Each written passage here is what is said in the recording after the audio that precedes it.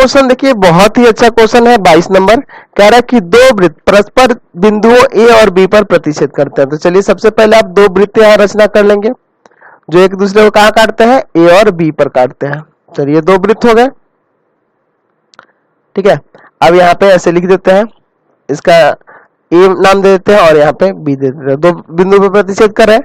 अब क्या कर रहा है कि इसमें AC और AD जो है ना, इन वृत्तों का व्यास है। तो AC यानी कि ये कुछ इस तरह से इधर होगा, है ना। अच्छा, और दूसरा कौन है, AD है, तो AD इधर होगा, है ना। क्रमशः इन वृत्तों के व्यास है ना, यानी एक उसका व्यास होगा, एक इसका व्यास होगा। चलिए तो यहाँ पे लिख देते हैं C और यहाँ लिख देते हैं D।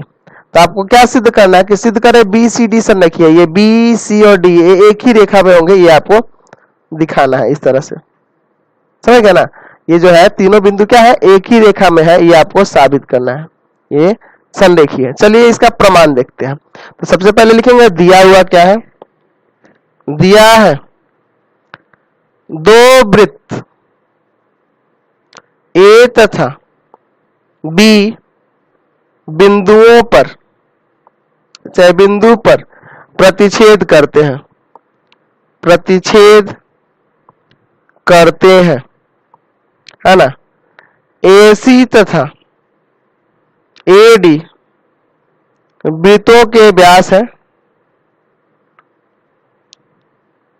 ना, एक पहले वृत्त का एक दूसरे वृत्त का है। तो सिद्ध करना है, तो सिद्ध करना है, तो सिद्ध करना है, क्या सिद्ध करना है कि BCD संरेख है। BCD क्या है, संरेख है। चलिए इसका पहले एक रचना करना होगा आपको। रचना में क्या करेंगे कि AB को मिला दीजिए, AB को मिलाया। अब मिलाएंगे क्यों, अभी पहले मिलाइए तो आपको पता चल जाएगा, हम बता देंगे क्यों मिलाया जा रहा है इसको।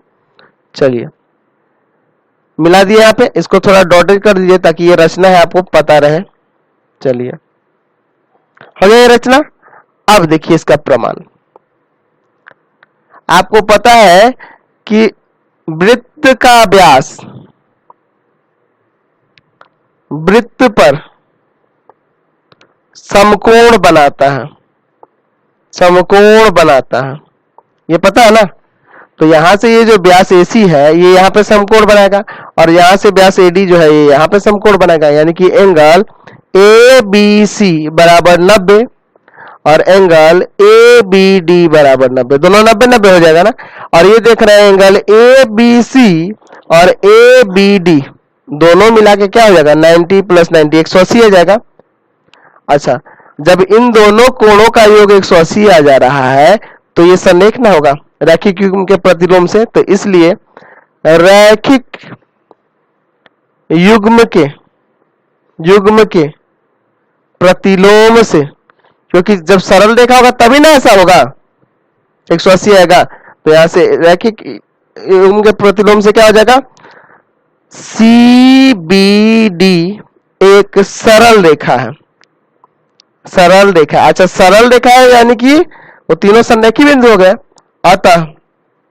अतः BCD संरेख है, समझ गए। तो ये आपका साबित हो गया। चलते आगे बढ़ते हैं अब। चलिए क्वेश्चन